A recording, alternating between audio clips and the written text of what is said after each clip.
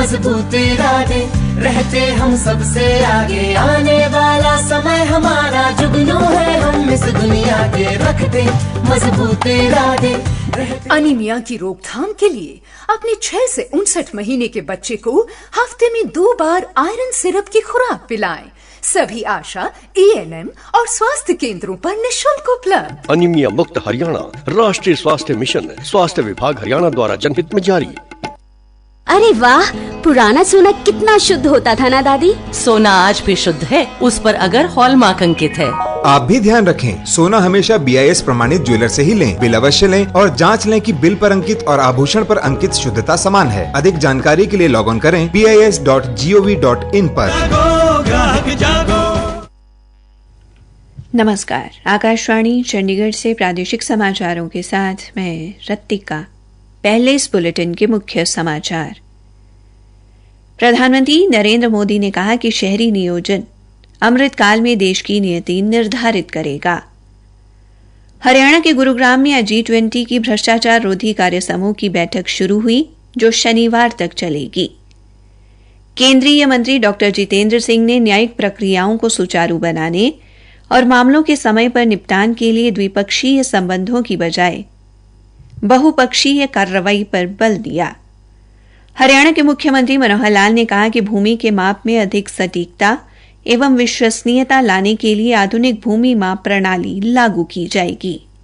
और हरियाणा के कृषि मंत्री जेपी दलाल ने कहा कि चरखी दादरी में 11 से 13 मार्च तक राज्य स्तरीय पशु मेला आयोजित किया जाएगा। अब समाचार विस्तार से। प्रधानमंत्री नरेंद्र मोदी ने कहा कि भारत जैसे तेजी से प्रगति करने वाले देश के लिए शहरी नियोजन समय की जरूरत है और ये अमृतकाल में देश की नीति निर्धारित करेगा।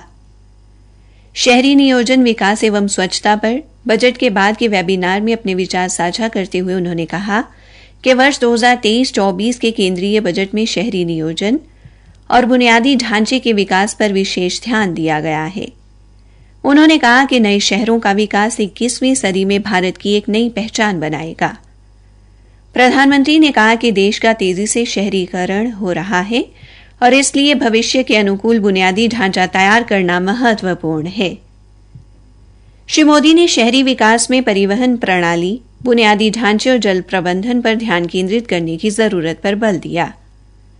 उन्होंने कहा कि भारत चक्रीय अर्थव्यवस्था को शहरी विकास का प्रमुख स्तंभ बना रहा है।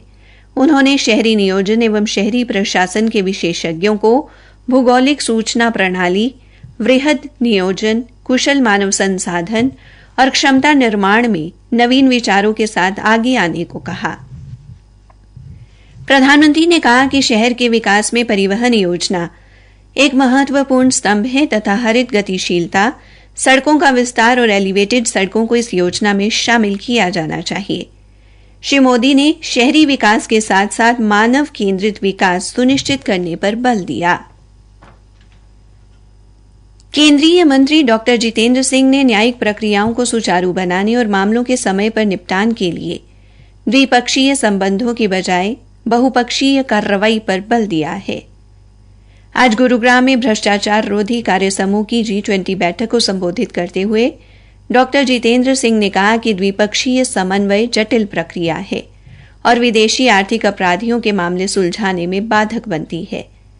उन्होंने कहा कि भारत अपराध से अर्जित आय और संपत्तियों को तेजी से जब्त करने की प्रणाली मजबूत कर रहा है और इससे अपराधियों को स्वदेश लौटने के लिए मजबूर होना पड़ेगा।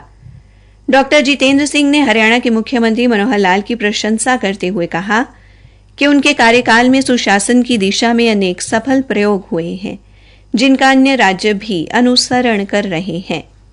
इस दौरान हरियाणा योग आयोग के प्रशिक्षकों ने गुरुग्राम पहुंचे प्रतिनिधियों को भारत की योग परंपरा से रूबरू कराया। इसके साथ ही बैठक के आयोजन स्थल के नजदीक एक स्टॉल लगाकर प्रतिनिधियों को हरियाणा की कला एवं संस्कृति तथा सुशासन आधारित कार्यक्रमों से अवगत कराया गया। प्रदर्शनी स्थल पर बनाया गया सेल्फी पॉइंट भी आकर्षण का केंद्र रहा। इस दौरान प्रतिनिधियों को दस्तावेजी फिल्म भी दिखाई गई तथा हरियाणा की संस्कृति एवं विकासात्मक थीम पर आधारित वीडियो की उन्होंने भरपूर प्रशंसा की। काबिले गौर है कि G20 की भ्रष्टाचार रोधी कार्य समूह की बैठक शनिवार तक चलेगी। बैठक में खाद्य व ऊर्जा सुरक्षा, विकास सहयोग, आतंकवाद का मुकाबला, नए और उभरते खतरों, मानवीय सहायता और आपदा राहत के मुद्दों पर चर्चा होगी।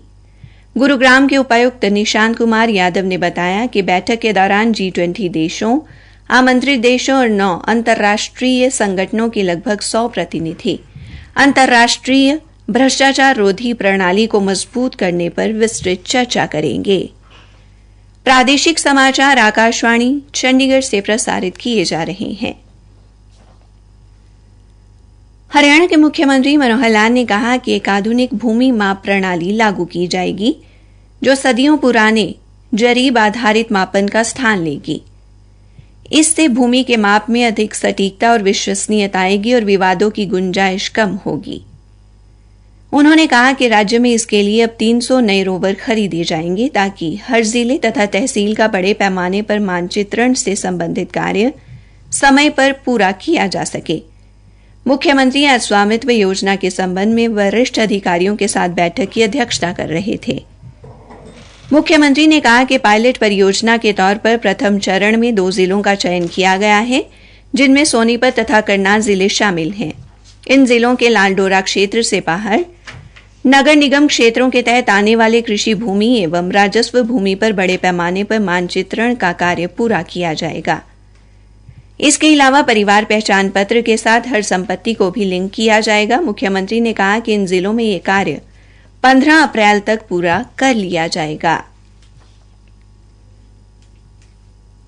कनाडा के सस्कैचुअन राज्य ने हरियाणा के साथ खाद्य व ऊर्जा सुरक्षा के क्षेत्र में आपसी सहयोग बढ़ाने की पेशकश की है।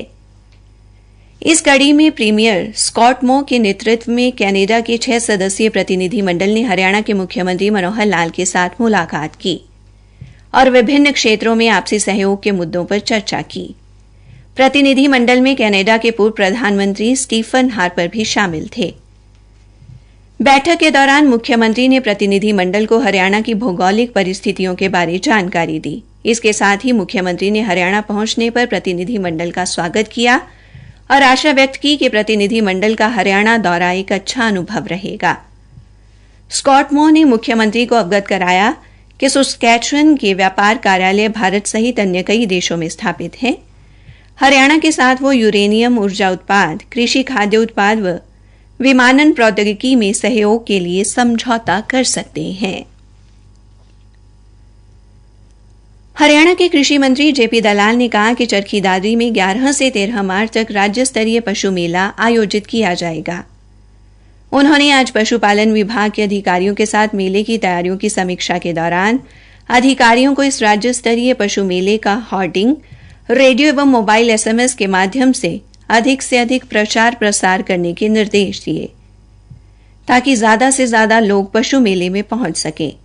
श्री दलाल ने अधिकारियों को पशु मेले में आने वाले किसानों के मनोरंजन एवं खान पान की व्यवस्था के साथ साथ उन्हें कृषि विभाग, बागवानी, मत्स्य विभाग की प्रदर्शनी लगाकर इन क्षेत्रों में अपनाई जा रही नई तकनीकों के बारे में जागरूक करने के भी निर्देश दिए।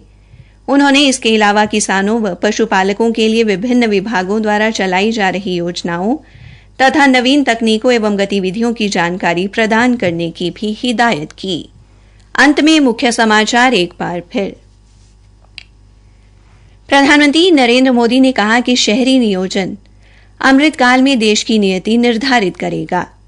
हरियाणा के गुरुग्राम में आज G20 की भ्रष्टाचार रोधी कार्य समूह की बैठक शुरू हुई जो शनिवार तक चलेगी। इसी के साथ प्रादेशिक समाचार समाप्त हुए। देश की नई दिशाएं, तरक्की की नई राहें। आज ज्ञानेश्वर भैया आए थे बीमा वाले। बीमा अरे बीमा पैसे हटने के तरीके हैं उसके। इस गांव में हमसे ज्यादा पैसे वाले लोग पड़े हैं, उनने तो नहीं कराया है तुम्हारा बीमा टीमा। क्या हो गया उनको? देखो जी, अनहोनी बता कर नहीं आती। बीमा एक तरह का सुरक्षा कवच है जो आपके व आपके परिवार को किसी भी आपातकालीन अथवा दुर्घटना के समय सहायता प्रदान करता है। सरकार द्वारा गरीबों के लिए खास कम प्रीमियम पर बीमा सुविधा विभिन्न संस्थाओं द्वारा उपलब्ध कराई जा रही है। कृपया इसका लाभ उठाएं। नाबार्ड हरियाणा क्षेत्रीय कार्यालय चंडीगढ़ द्वारा प्रायोजित नाबार्ड द्वारा जनहित में जारी।